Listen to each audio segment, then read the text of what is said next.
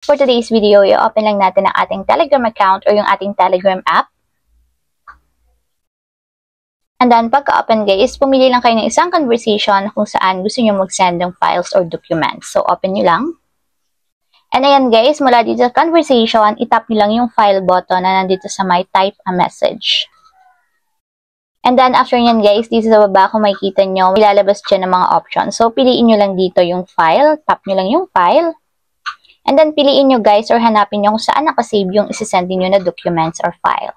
So, piliin ko na lang isa internal storage.